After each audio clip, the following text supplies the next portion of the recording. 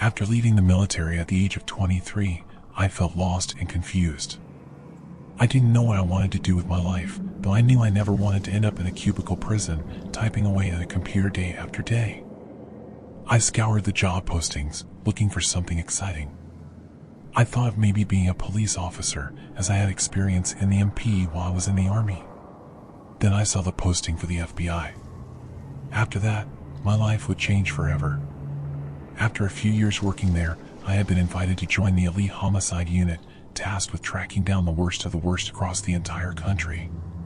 This was the same unit that had helped track down the Green River Killer after decades and over 100 bodies. It was the same unit that helped bring down BTK and the original Night Stalker many years after the cases seemed to have gone cold. My supervising officer had brought me into his office. There, I saw a muscular man with colorless eyes as cold and blue as a glacier. His head was shaved, his skin slightly tanned, and he seemed to constantly grit his teeth, as if he was doing his best to restrain himself from violence at every moment.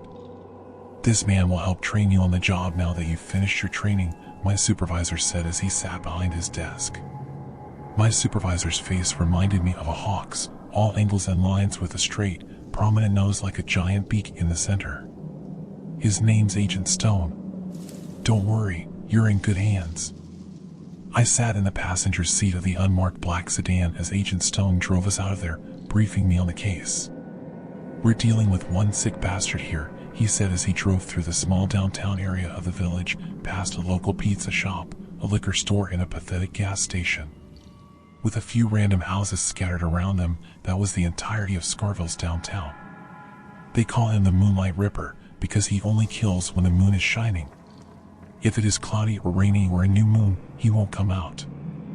As far as we know, all of his murders have been in this area. In fact, all of them have been in this very town.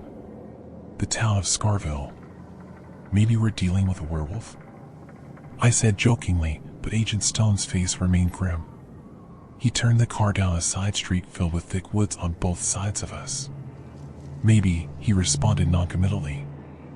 "I think it may be some occult thing, but it's hard to make a profile based on the limited amount of evidence we've gathered so far. We just got a call from the state troopers that more bodies were discovered by some mushroom hunters way out in the middle of nowhere, though, so perhaps we'll have more evidence for a profile soon. And I use the term body loosely here, as you'll see. The latest crime scene is down this road about 10 miles. He always brings his victims far out in the middle of nowhere, miles from the nearest house.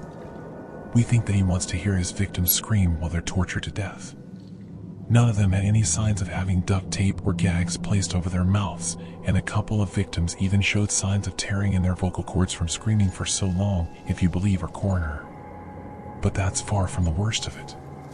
The rest of it, I guess you'll have to see for yourself."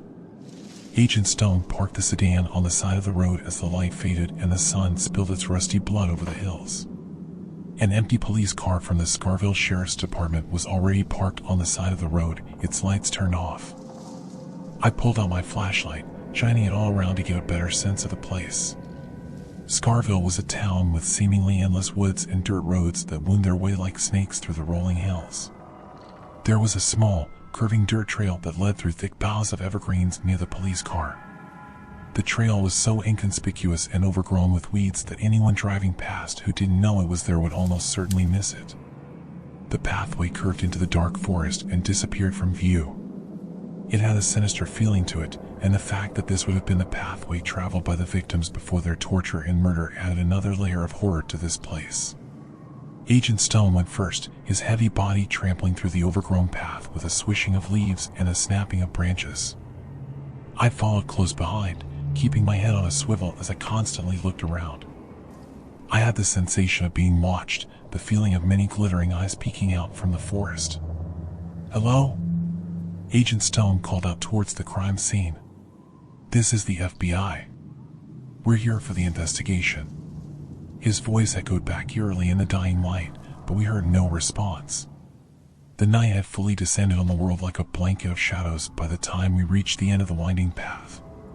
It opened up onto a grassy field that stretched upwards on the hill. We shone our flashlights towards the center of the field, and about 30 feet in front of us, I saw something I'll never forget. I couldn't tell how many victims there were here. At first, it only looked like a mass of dismembered arms, legs, heads, and torsos. The bodies were relatively fresh, and I could tell that the victims were a variety of races. I caught glimpses of white victims, black victims, and possibly Asian victims. I also both genders represented in the circle of gore. Equal opportunity killer, I muttered, and Agent Stone nodded. Reminds me of Richard Ramirez, he said. I bet we'll find both men and women victims in that pile. One of the Moonlight Ripper's victims was even a child in the last crime scene. I remembered the pictures I had seen of the last crime scene with revulsion. The body of a child had been crucified in an abandoned cabin next to a pond. The blood of his mother had been used to draw occult symbols on the wall all around him. As we moved closer to the pile of gore and dismembered limbs, my flashlight started to show a cohesive picture to the organization of the victims. The bouncing beams illuminated a circle formed of bent arms and legs around the outside. Inside the circle was an upside-down pentagram formed of torsos and limbs. A decapitated goat head had been placed in the center, and 5 more heads were placed outside at each of the points where the upside-down star intersected with the circle. It's a Baphomet, I said as the picture suddenly came into view. A fucking Baphomet. Agent Stone shook his head in disgust. I just continued to stare in wonder. It seemed like so much energy and time to go through, and for what? For a display piece in a grassy field that only a couple mushroom hunters and the police would ever see? A Baphomet? That's not surprising, Agent Stone said. As if we needed more evidence that this killer is a true Satanist, one of the rare ones who actually believes in Satan as a true, divine entity and not a symbol. We knew that from the first crime scene. Where's that goddamn cop? He looked around quickly, as if expecting to see him slinking out of the dark woods behind us. Why is it we always seem to get the most incompetent, fat, idiot cops when we come out to the sticks? It's all that defund the police bullshit, I answered. None of them have any training or money. People seem to think that making a police force of entirely ineffectual idiots will somehow make them safer. But no one ever said Americans were smart. He laughed, but it sounded harsh and strained. Agent Stone looked pale and, suddenly, much older. He was hunched over, and I saw his hands were trembling. We put on gloves and approached the pile of bodies. The sightless eyes of the heads seemed to stare at me as we crept closer to the circle. Behind us, we heard soft footsteps. I looked back and saw 2 technicians from the FBI walking calmly out of the trail. They wore special coverings on their shoes as well as masks and hairnets. They didn't want to risk their saliva or hair contaminating the crime scene, if possible at least not until it had been thoroughly scoured for clues. The one in the lead, a tall, blonde girl, came forward. Behind her stood another technician, a younger, nerdy-looking guy with thick glasses. "Leanne, you're here already?" Agent Stone asked, raising an eyebrow. "Did you guys see a goddamn cop anywhere when you came up here?"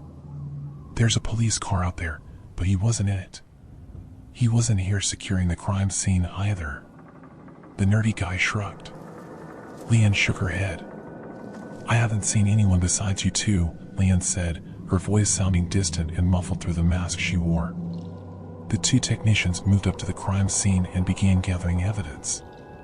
As I watched, I saw a slight gleam from inside the goat head at the center. "Hey, what's that?" I said. Leanne looked up as the other technician kept brushing for fingerprints and taking samples. I pointed at the goat head with its wide-open eyes, the peak of a blue tongue poking out through its rubbery lips. "It's inside the mouth." "I saw something shiny." Leanne nodded as she bent down and carefully tried to pry the jaw open. Rigor mortis had set in, and for a second, she seemed to struggle. Then it opened and something slid out onto the grass below. It was only about the size of a deck of cards. It looked gold and black. Leanne picked it up with her gloved hand before turning to give me a grave look. "It's a police badge," she said. "A police badge from the Scarville Sheriff's Department. Covered in blood." It was more than that. I saw ripped-off fingernails sticking to the badge, wet and dripping. From the nearby thick brush about 20 feet to our right, we heard an eerie, ear-splitting scream. It sounded electronically amplified, almost like there were hisses and distortions in that scream. It resonated all around us, as if a woman were being burned alive. All four of us froze in our tracks, staring in that direction. Agent Stone and I had our service pistols out immediately. "Is that a fox?" Leanne whispered from behind us. The other technician just shook his head. "That's no damn fox. We've got them all around my place and they don't sound like that."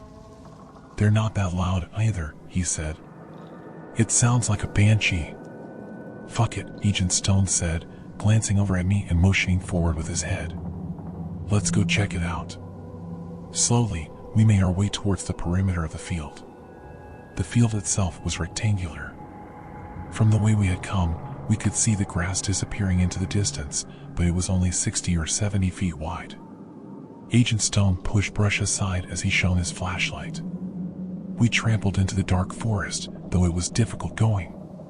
Prickers grabbed at us like clawed hands and small tree branches whacked me in the face. We had tangles of ferns and bushes blocking our view, but I saw something there.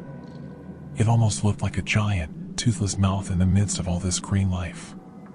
It was formed in the shape of an oval. "Holy shit, a cave!" Agent Stone exclaimed, and I realized at once that he was right. It had a thin, barely noticeable deer trail winding its way towards the mouth. The stone of the cave looked as brown as polished mahogany. The odor of fresh blood and sweat traveled toward us on the light, springtime breeze. Laid across the threshold, I beheld a naked corpse. It was about the height of a man. To my horror, I realized it was totally skinned. The gleaming muscle and dripping veins underneath looked garish and wet. The sound of drops of blood hitting the sands of the cave seemed to keep time, almost like a water clock. "Holy fuck," Agent Stone whispered. I could feel my heart racing in my chest. We kept moving forward until we stood only a few steps from the skinned, bloody corpse. That was the moment that the body moved. "Guh, guh. God, kill me," it whispered through its lipless mouth as its red hands clenched into fists. "Who are you?" Agent Stone whispered. "I came here, hour ago. My name..." "Trooper Shaw," he slowly gurgled, needing to stop constantly. Blood bubbled from his mouth as he hyperventilated. "Got ambushed. Please, kill me." In my heart, I knew Trooper Shaw was right. We should kill him. There was no way he would survive, and keeping him alive only prolonged the intense agony and suffering he would have to go through before death. A bullet through the brainstem would be instantaneous, however. Agent Stone liked to call it the off button, and he was certainly right. "We need to call for backup," I said when that eerie screaming started again from deep in the cave. In front of us, the caverns descended in a steep slope covered in loose rocks. A few moments later, another banshee wail ripped its way up through the tunnels, sounding even closer. "No, no, no, no," Trooper Shaw said, writhing on the ground like a dying spider. "It's coming, getting closer." We heard gunshots explode from the direction of the pile of mutilated corpses. Agent Stone and I looked back and then further down the tunnel. "What the hell is going on right now?" he whispered. "Someone's shooting and some banshees coming. And from what I can tell, we're right in the middle of it." "We need to deal with the shooter first," I said, turning to leave. "We can always come back to this cave. But Trooper Shaw is as good as dead. There's nothing we can do unless you want to put him out of his misery." Agent Stone didn't meet my eyes as we walked away. Swearing and cursing, Agent Stone and I crept through the brush. We peeked out and saw an old man standing towards the top of the Baphomet, his wrinkled face peering in our direction. He looked ancient, the countless lines on his face giving him a drooping appearance. He was small and hunched over. If I had seen him on the street, I would have thought him one of the least intimidating figures I had ever seen. His face reminded me of an old bloodhound ready for the needle. But, under the cold streams of moonlight, I noticed something sinister about the old man. It appeared that his eyes were glowing. They had currents of something silvery and pale swirling inside them, currents like moonlight spinning in the sky. In his hands, I saw a black rifle. He held it loosely, almost lazily, his silvery orbs of eyes constantly flicking over the forest. The body of the male technician lay outside the opposite end of the circle from the old man. The technician had been shot in the face, and what was left didn't look like much more than raw hamburger meat and bone splinters. His body had been staged. His arms pointing towards the Baphomet almost looked like an arrow. Agent Stone and I only crouched there for the briefest moment, taking this all in, but it was a moment too long. Without warning, the old man tensed and swung the rifle in our direction. He must have caught a glimpse of us with his strange, animal eyes. He opened fire.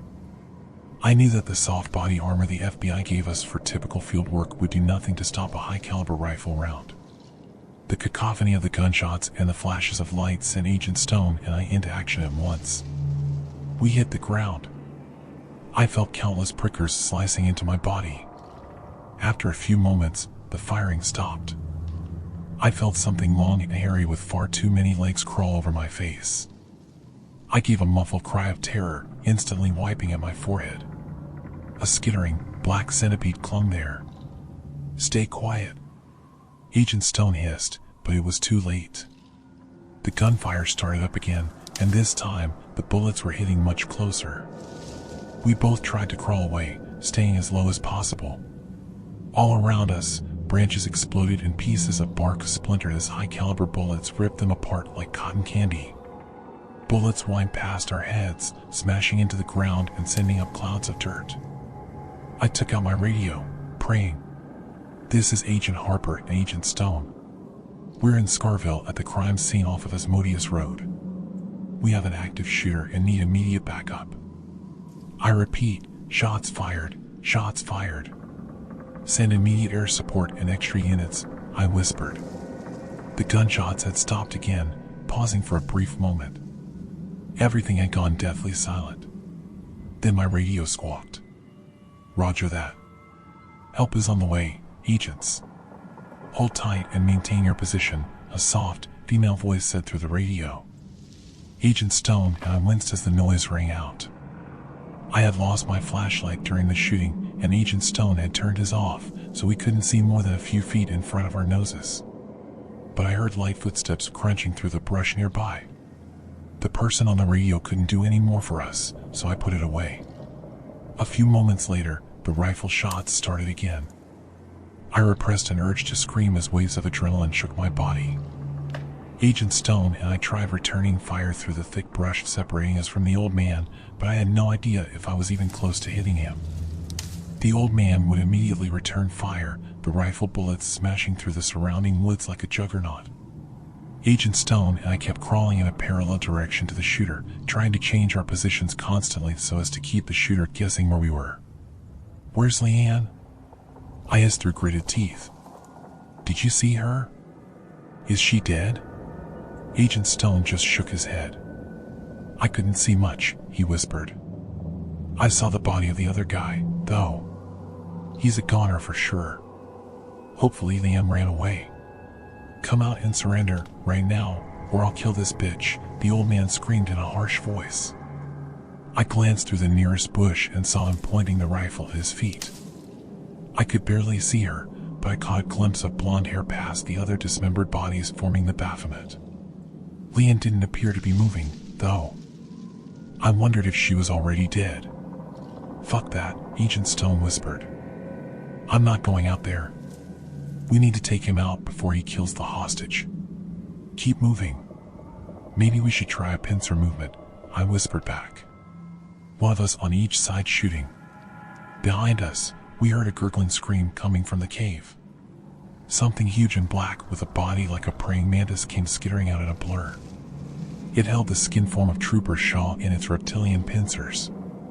Shaw continued to writhe and kick with the last of his dying energy. Fresh rivers of blood flowed from his chest where the creature held him. Its 8-jointed legs swept over the forest floor as silently as a light breeze. It had bulbous eyes that shimmered with rainbows like oil spots. Its armor was chitinous and thick, yet flowed smoothly around its many twisting joints. I heard a wretched, repulsive sucking sound as it drank the blood from Trooper Shaw's seizing body. Trooper Shaw's eyes had rolled up in his head, and I heard a death gasp bubble from his lips. The Vrikalakas and their beasts must come back up from the underworld to feed, the old man screamed with insanity. Come to us. We have left you offerings of blood and meat. Come to the feeding. I wanted to run, but we were surrounded. If I ran back, the mantis creature would run me down. If I ran forward, then I would likely be killed by a rifle bullet.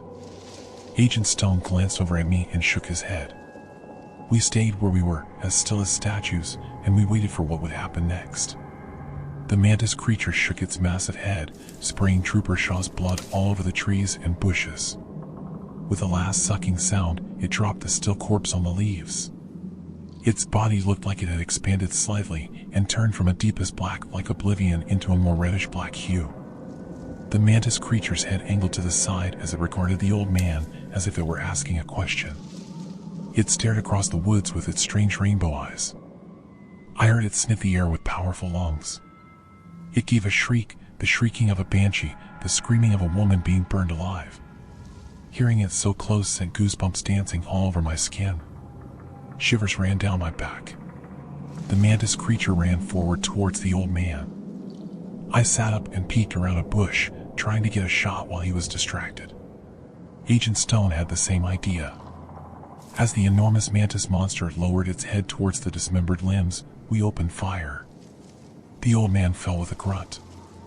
I saw a spray of blood, but I didn't know if the wound was fatal. Leanne apparently chose the time to regain consciousness. I saw a blonde head rise suddenly up, her wide, frightened eyes meeting the gaze of the creature. Its massive pincers clicked faster with a sound like bones snapping as it slunk forward. It advanced on Leanne as she tried to crawl away on all fours. Its rainbow eyes gleamed with hunger. The old man was groaning and dragging himself across the grass, still alive. I glanced over at Agent Stone. We have to do something, I cried. He nodded, raising his pistol at the creature. I followed suit, and together, we opened fire, even knowing it might draw the abomination to us. The first of the bullets hit its hard shell with a crack. Its enormous eyes turned to look in our direction, its head ratcheting in a blur. Within moments, I realized our plan had worked. The abomination forgot all Leanne and charged directly at me and Agent Stone. Fuck! Agent Stone cried, throwing himself to the side. I fled in the opposite direction. The mantis creature came down on us like a runaway train. Massive branches splintered and trees cracked in its wake. I felt the hard thudding of its jointed, alien legs as it skittered hungrily at me. I crawled under bushes with my heart pounding in my chest, not daring to look back. I had almost made it to the edge of the clearing when my foot got caught on a root. I went flying forwards, my head smacking hard into a tree. My vision turned white for a long moment as I lay on the forest floor, stunned. I heard the approach of heavy feet. I raised my head, seeing the black mantis creature turning gracefully in my direction. I knew, at that moment, that I was going to die. Inhaling deeply, I raised the pistol and fired at its face, but the pistol rounds wouldn't penetrate its thick shell. I tried hitting it in the eyes, but it was a rapidly moving target in a dark setting and I missed every time. Most of the shots hit in the torso, where its chitinous shell seemed to be thickest. Help me! I screamed. Someone. And those would have been my last words if it weren't for Leanne. As the mantis creature got within 10 feet of me, a deafening gunshot rang out. The side of its head exploded, sending out a shower of fresh red blood that mixed with some dark, oily fluid dripping down its head. It staggered forward a few more steps before falling, skidding forwards like a horse with a broken leg. It tried to scream, to give one final banshee wail, but it came out distorted and weak. As it died, it gurgled, and its rainbow eyes continued to stare sightlessly through me. Unbeknownst to me, as Leanne would tell us later, she had been fighting with the old man. One of our bullets had caught him in the right shoulder, shattering it and leaving a gaping exit wound. Even still, he had fought ferociously, and she had been forced to kick him in the face a couple dozen times before she could get the rifle away from him. He tried to raise it and fire at her, but she was too quick. She had taken the AR-15 from the old man and shot a round directly into the center of the creature's head. If she had been a half second slower, or a slightly less accurate shot, I know without a doubt I would be dead right now. Agent Stone and I went to the old man, looking down at him with disgust. We had caught the serial killer, at least, the one they called the Moonlight Ripper. Why'd you do this? Agent Stone asked, his face grim and set. Why did you kill these people? Just to drag some prehistoric monster out of the caves? The old man shook his head. He looked pale and weak, and sweat covered his face despite the cool temperature. There are endless tunnels under the town of Scarville, cities from the lost civilizations where strange things still live. As a child, I met them. I met them when they attacked us during the Battle of Scarville. I lost my parents that day, and I lost a portion of my humanity, I think. For I got some of that blood of the vampires in my mouth, and ever since, I've been different from other people, he said. I just wanted to see them again. They're my family now. I thought the offerings would bring them up, but it only brought the beast. A few minutes later, reinforcements started to arrive, but they weren't from the FBI. They all wore identical black suits and had automatic rifles slung around their shoulders. When I asked them what federal or law enforcement agency they represented, they just laughed and told me they were from the cleaners, whatever that means. They took the injured old man away in an ambulance, his eyes still glowing with that eerie white light as he stared at me. Some of the cleaners went with him, cuffing him to the table and guarding him with automatic rifles. They loaded the mantis creature's body into a large armored van. I watched them take it away to whatever Black Op lab site they had set up in the area. As Agent Stone and I left, we saw the cleaners bringing in heavy machinery to fill in the cave entrance. But when the time comes, I doubt it will help. Because the town of Scarville has many caves and many entrances, and they won't fill them all.